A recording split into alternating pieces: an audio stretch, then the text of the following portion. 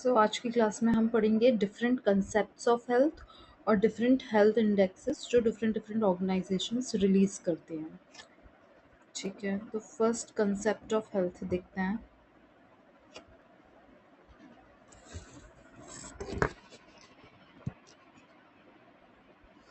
पहला कंसेप्ट है बायोमेडिकल या बायोलॉजिकल कॉन्सेप्ट ऑफ हेल्थ। तो जितने भी कंसेप्ट्स पढ़ेंगे उन सब में ये वाला जो कंसेप्ट है बायोमेडिकल और बायोलॉजिकल, यही सबसे इम्पोर्टेंट है। इससे बार बार क्वेश्चन पूछा जाता है। इसमें क्या आता है, इसमें 2 पॉइंट्स है। फ्री फ्रॉम डिसीज, एक कॉन्सेप्ट कहता है कि अगर डिजीज फ्री है तो हम हेल्दी हैं, और दूसरा जर्म थ्योरी ऑफ डिजीज की बात होती है। तो इसमें क्वेश्चन ऐसे बनता है कि डिफरेंट ऑप्शंस देंगे, उसमें पूछेंगे कि इनमें से कौन सा कॉन्सेप्ट ऑफ हेल्थ जो है वो बायोलॉजिकल या बायोमेडिकल कॉन्सेप्ट ऑफ हेल्थ है। तो हो सकता है उसमें ये दोनों पॉइंट देने की जगह micro organism as cause of disease देते, क्योंकि जर्म थ्योरी ऑफ डिसीज जो है वो माइक्रो ऑर्गेनिजम्स की ही बात करती है एज कॉज ऑफ डिजीज। तो ये दोनों बातें याद रखना, germ theory of disease option में नहीं है, तो ऑप्शन में ये भी हो सकता है micro organisms as cause of disease. तो यही आंसर जाएगा इसका। दिस इज बायोलॉजिकल या बायोमेडिकल कॉन्सेप्ट ऑफ हेल्थ। ये क्वेश्चन आ चुका है। फिर हम नेक्स्ट कॉन्सेप्ट देखते हैं। इकोलॉजिकल कंसेप्ट ऑफ हेल्थ क्या कहेगा, ह्यूमन और एनवायरनमेंट के बीच में जो इक्विलिब्रियम और बैलेंस रहेगा, तो वो हमारा इकोलॉजिकल कंसेप्ट ऑफ हेल्थ हो गया। साइकोलॉजिकल कंसेप्ट ऑफ हेल्थ क्या कह रहा है, सोशल कल्चरल इकोनॉमिक और पॉलिटिकल हार्मनी होगी तभी साइकोलॉजिकली कोई इंसान हेल्दी रह सकता है। सोशल लेवल पर हार्मनी है, कल्चरल हार्मनी है, इकोनॉमिक हार्मनी है, पॉलिटिकल हार्मनी है, तो वो ओवरऑल साइकोलॉजिकली हेल्दी है person. Next is holistic concept. Holistic concept जो हम आज के ज़माने में फॉलो करते हैं, holistic means which includes everything around and inside us, मतलब हेल्दी बॉडी है, साउंड माइंड है, स्ट्रॉन्ग फैमिली है, और इवन एनवायरनमेंट के साथ भी हार्मनी है, तो ये होलिस्टिकली हेल्दी हो जाएगा। ये होलिस्टिक कंसेप्ट बोलता है। Concept of well being, concept of well being important है। वेल बीइंग जो है हम दो तरीके से दे सकते हैं। इसके दो कॉन्सेप्ट होते हैं, ऑब्जेक्टिव ऑब्जेक्टिव कंपोनेंट और सब्जेक्टिव कंपोनेंट। ऑब्जेक्टिव कंपोनेंट बात करता है स्टैंडर्ड ऑफ लिविंग और लेवल ऑफ लिविंग की। स्टैंडर्ड ऑफ लिविंग में जैसे कि पर्सन की इनकम आ जाती है, उसकी जॉब या ऑक्यूपेशन, किस जॉब में है, उसकी हाउसिंग और सैनिटेशन फैसिलिटी कैसी है, ये स्टैंडर्ड ऑफ लिविंग की बात हो रही है। या फिर न्यूट्रिशन किस तरीका ले रहा है वो। तो ये सारे जो कंपोनेंट्स हैं ये ऑब्जेक्टिव कंपोनेंट्स हैं। सब्जेक्टिव कंपोनेंट क्या होता है, subjective means quality of life. Quality of life से क्या समझेंगे हम, physically, mentally and socially well being. अभी हम वेल बीइंग की बात कर रहे हैं, तो फिजिकल, सोशल और मेंटल वेल बीइंग जो है वो क्या है, सब्जेक्टिव कंपोनेंट। तो ऑब्जेक्टिव कंपोनेंट बात करता है स्टैंडर्ड ऑफ लिविंग की, लेवल ऑफ लिविंग की, और सब्जेक्टिव कंपोनेंट, सब्जेक्टिव मीन्स जो हमारी फीलिंग से रिलेटेड चीज़ें होती हैं, तो हमारा सोशल, फिजिकल और मेंटल वेल बीइंग जो होगा वो सब्जेक्टिव कंपोनेंट होगा। इसका एग्जांपल ये होता है फिजिकल क्वालिटी लाइफ इंडेक्स, ये हम आगे पढ़ेंगे डिटेल में। तो जो physical quality life index major किया जाता है डिफरेंट कंट्रीज़ का, वो एग्जाम्पल है सब्जेक्टिव कंपोनेंट का। ठीक है, क्योंकि हम उसमें ये फैक्टर्स मेजर करते हैं।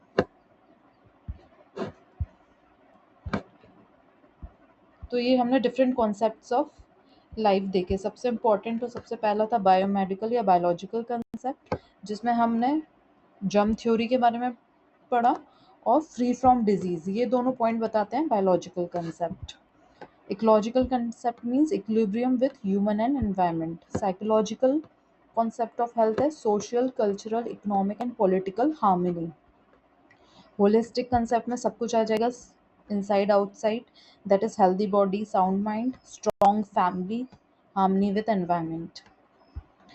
कंसेप्ट ऑफ वेल बीइंग हमने दो कंपोनेंट देखे, ऑब्जेक्टिव कंपोनेंट जो कि स्टैंडर्ड ऑफ लिविंग, इसमें इनकम, हाउसिंग फैसिलिटीज, न्यूट्रिशन, ये बाहर बाहर की जितनी चीज़ें होती हैं, इनकम हो गई, जॉब हो गई, आपका घर हो गया, न्यूट्रिशन, आप कैसे खाना खा रहे हो, ये सारे ऑब्जेक्टिव होते हैं। और सब्जेक्टिव जो हम अंदर से फील करते हैं, फिजिकल सोशल वेलबीइंग, हमारा मेंटल वेलबीइंग, ये सोशल कंपोनेंट है। ठीक है, तो ये डिफरेंट कॉन्सेप्ट्स ऑफ वेलबीइंग हो गए। इसके बाद हम दूसरा टॉपिक आज जो लेंगे वो है डिफरेंट इंडेक्सेस, जो इम्पॉर्टेंट इंडेक्स एग्जाम्स में पूछे जाते हैं उससे रिलेटेड क्वेश्चंस। तो अभी हमने एग्जाम्पल देख रहे थे सब्जेक्टिव कंपोनेंट का, एक PQLI, that is physical quality life index. तो फिजिकल क्वालिटी लाइफ इंडेक्स कैसे मेजर किया जाता है वो देखते हैं। इसमें तीन चीज़ें हम मेजर करते हैं फिजिकल क्वालिटी लाइफ इंडेक्स में, that is infant mortality rate, life expectancy at age of 1 year, and literacy। Physical quality life index, इसमें तीन जो हमारे कंपोनेंट्स हैं वो इंक्लूड होते हैं। क्वेश्चन इस तरीके से का बनेगा कि which one of the following is included in PQLI, physical quality life index. तो डिफरेंट ऑप्शंस देंगे, तो उनमें से हमें ये नोट करना है कि ये तीन ऑप्शन में होना चाहिए, वही आंसर होगा। तो इसको याद करने का तरीका एक ये है कि आप P से याद रख सकते हैं पहला वर्ड, पहला मतलब one, first.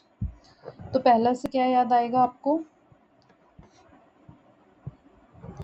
1 year of as तक की लाइफ एक्सपेक्टेंसी की बात हो रही है।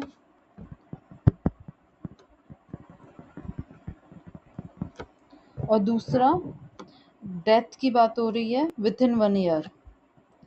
विद इन 1 ईयर जो डेथ होगी उसको क्या कहते हैं, इन्फेंट मोर्टेलिटी रेट, है ना।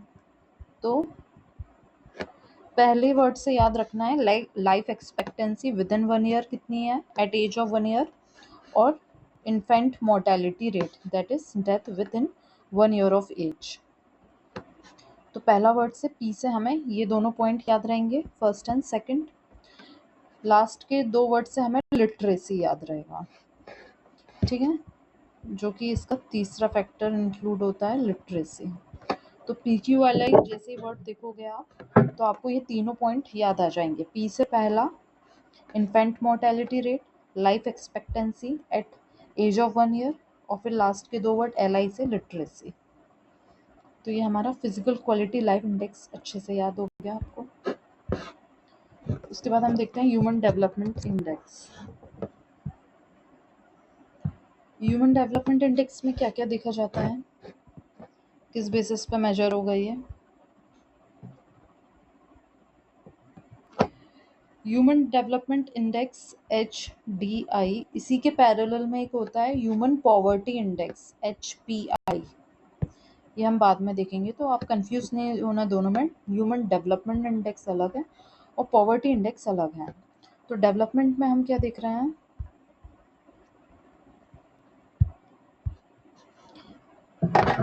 Life expectancy at birth, mean and expected years of schooling, और gross national income per capita.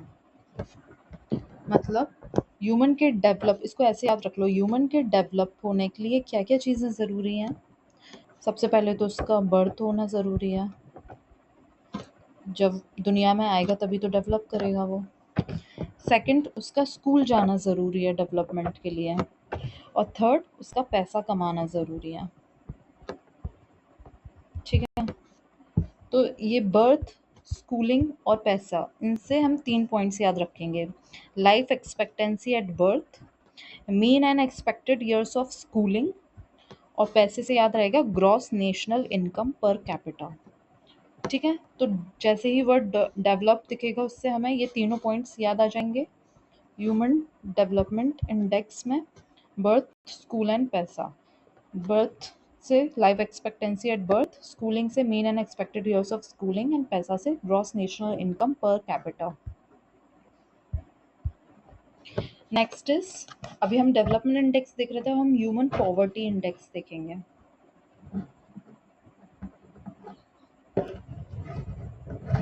Poverty index, so poverty word से हमें क्या याद आ रहा है? पॉवर्टी मीन्स किसी चीज़ का अभाव, अभाव या कमी होगी किसी चीज़ की।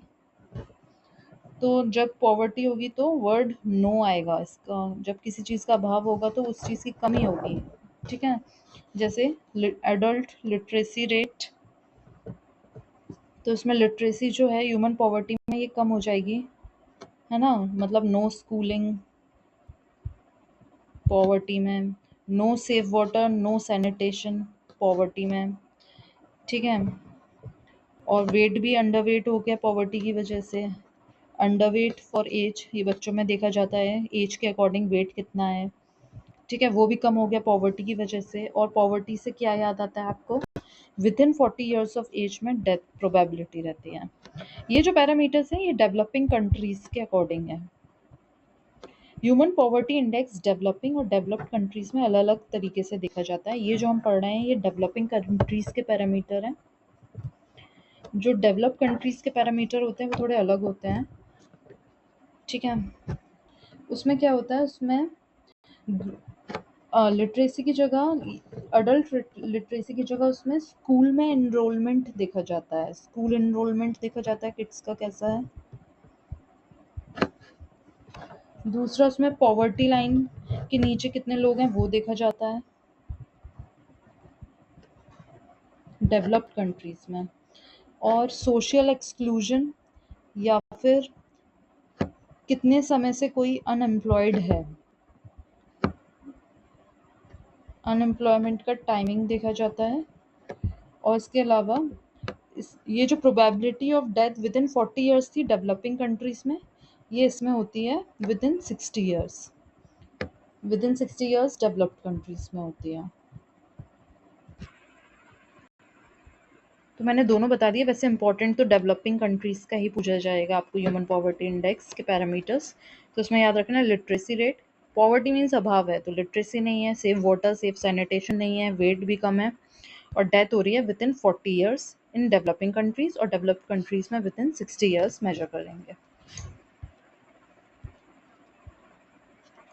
मल्टी डायमेंशनल पॉवर्टी इंडेक्स, इसके 3 डायमेंशंस हैं और 10 इंडिकेटर होते हैं। Health, education, standard of living.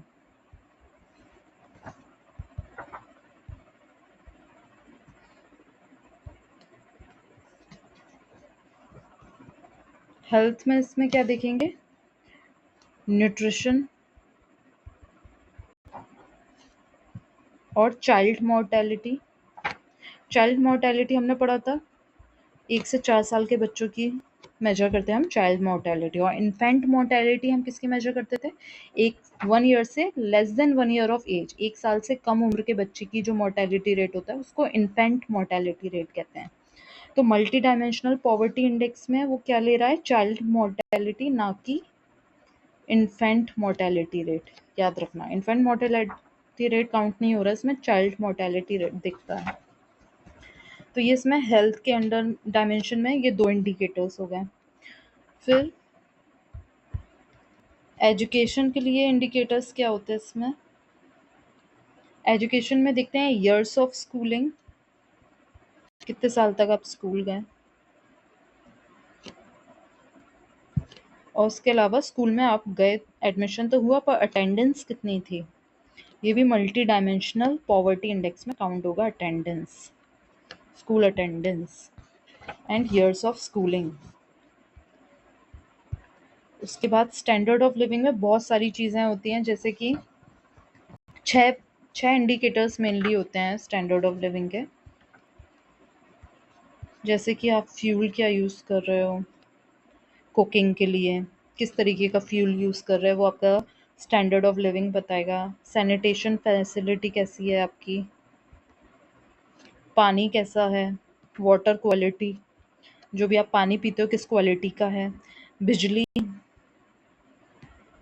घर में कितनी देर आती है, क्या अवेलेबिलिटी आपके एरिया में इलेक्ट्रिसिटी की, आपका घर कैसा है, हाउसिंग फैसिलिटी।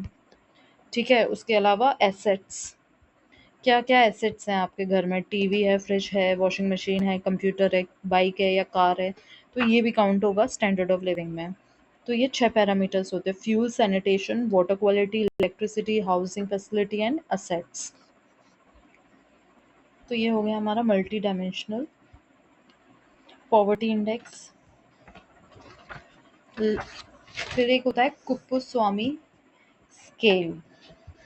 कुप्पुस्वामी स्केल जो है ये हमारे एग्जामिनेशन पॉइंट ऑफ व्यू से इम्पोर्टेंट है। कुप्पुस्वामी स्केल जो है वो, ये 2 पॉइंट याद रखना, ये सोशियो इकोनॉमिक स्टेटस बताता है। दूसरा, ये अर्बन फैमिलीज के लिए है, रूरल के लिए नहीं है। कुप्पुस्वामी स्केल जो मेजर करता है इंडेक्स, हेल्थ का इंडेक्स इनडायरेक्टली बता रहा है ये अर्बन फैमिलीज के लिए है, गांव के लोगों के लिए नहीं है ये। तो इसमें 3 कंपोनेंट्स इंक्लूड होते हैं: इनकम, एजुकेशन स्टेटस और ऑक्यूपेशन स्टेटस। तो इसमें एक बात इम्पोर्टेंट जो याद रखने की है, इनकम जो है वो पूरी फैमिली की काउंट हो रही है, और जो एजुकेशन और ऑक्यूपेशन स्टेटस है वो हेड ऑफ द फैमिली का है। सिर्फ हेड ऑफ फैमिली का हम लिटरेसी रेट और वो क्या काम करते हैं देख रहे हैं, बाकी लोगों का नहीं है। ठीक है, तो इसमें पैसा देखेंगे, पढ़ाई देखेंगे और काम देखेंगे। पैसा, पढ़ाई एंड काम। किसका होगा पैसा? पूरी फैमिली का। पढ़ाई और काम किसका देखेंगे? हेड ऑफ फैमिली का। ये कुप्पुस्वामी स्केल में हमें याद रखना है। तो हमारा लास्ट जो इंडेक्स है वो Ottawa charter for health promotion. Ottawa charter की बात करें, ओटावा चार्टर भी इम्पोर्टेंट है, इस पे क्वेश्चन बनते हैं। एक तो इसका लोगो भी इम्पोर्टेंट हो जाता है। इसका लोगो कैसा होता है? 1 सर्कल विथ 3 विंग्स, ऐसा सर्कल होगा इसमें, कुछ इस तरीके से 3 विंग्स होंगे। ये होता है ओटावा का प्रमोशन लोगो। हेल्थ प्रमोशन लोगो इस तरीके का है, सर्कल विथ 3 विंग्स। ठीक है, तो ये किन चीज़ों के बारे में बात करता है? ये पब्लिक हेल्थ पॉलिसी के बारे में बात करेगा। पर्सनल स्किल्स डेवलपमेंट, ये सारे पैरामीटर्स के बेसिस पे ये हेल्थ स्टेटस या हेल्थ इंडेक्स निकालेगा अपना।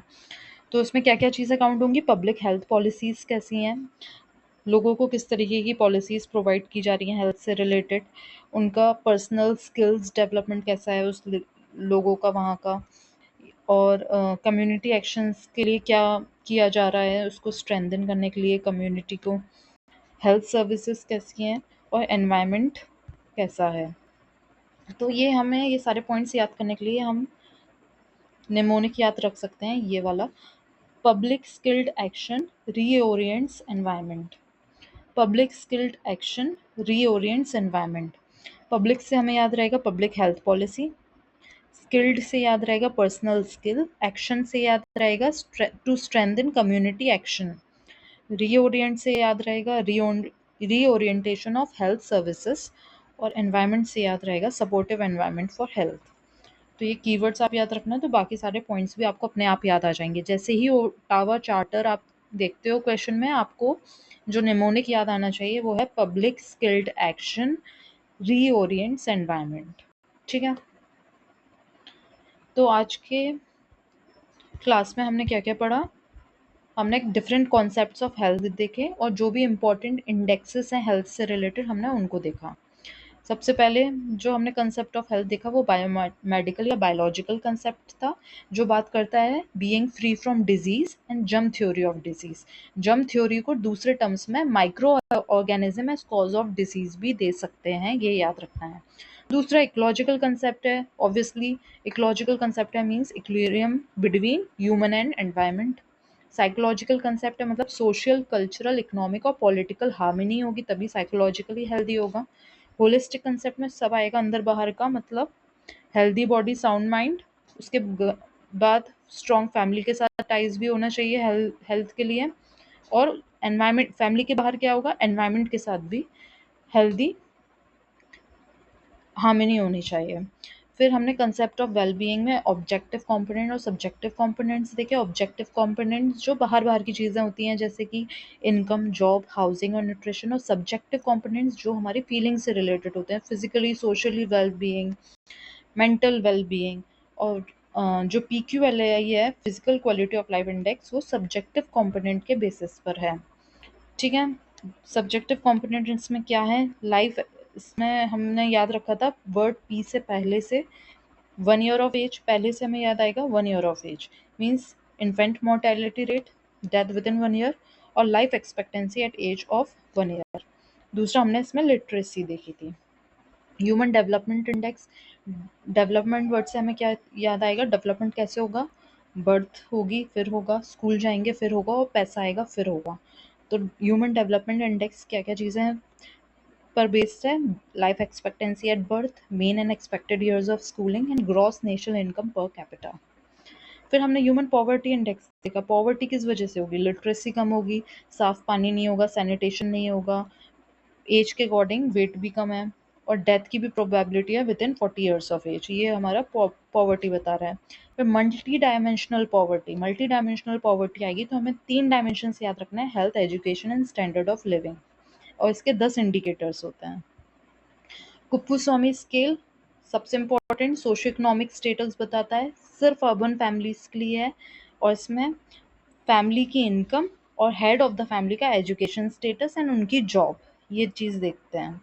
ठीक है, पूरी फैमिली का पैसा कितना है, और जो घर का मुखिया है उसका कितना पढ़ा लिखा है वो, और उसकी जॉब क्या है, क्या काम करता है वो, ये हम कुप्पुस्वामी स्केल में देखेंगे। फिर हमने ओटावा चार्टर देखा। ओटावा चार्टर में हमने क्या निमोनिक याद रखा था, public skilled action reorients environment. Public से पब्लिक हेल्थ पॉलिसी आएगी, इसमें पर्सनल स्किल्स आएंगे, कम्युनिटी एक्शंस आएगा, रीओरिएंटेशन ऑफ हेल्थ सर्विसेज, और सपोर्टिव एनवायरनमेंट फॉर हेल्थ। तो आज की क्लास कंप्लीट होती है इधर ही। प्लीज़ वीडियो को लाइक करना अगर आपको ऐसे और भी वीडियोस चाहिए जिसमें मैं मलेरिया एंड हेल्थ इंस्पेक्टर का सारा सिलेबस कवर करूँ। अगर आप चाहते हो ऐसा तो मुझे मोटिवेट करने के लिए प्लीज़ आप वीडियो लाइक करो, और जो भी आप चेंजेस चाहते हो, जो भी डेवलपमेंट चाहते हो, या कोई नई चीज़ चाहते हो वीडियोस में देखना, तो प्लीज़ कमेंट में बताइए आप।